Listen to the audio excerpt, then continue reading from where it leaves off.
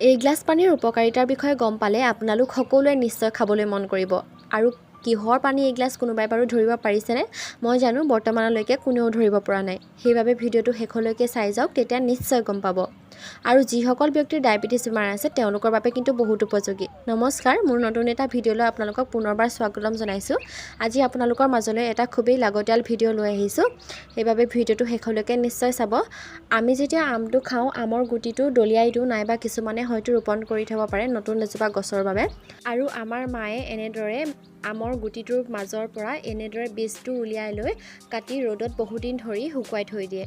আৰু ভালদৰে শুকোৱাৰ পাছত তাক সৰু সৰুকৈ কাটি মিক্সিত গুড়ি কৰি এটা পাউডাৰ বনাই থয়। আৰু সেই পাউডাৰটো চুলি সৰা, মূৰত ওকণি, ছালৰ বিভিন্ন সমস্যা, পেট বিষ, ডায়েবেটিছ, চুগাৰ কণ্ট্ৰলত থকাত বহুত সহায় কৰে এই পাউডাৰটোৱে।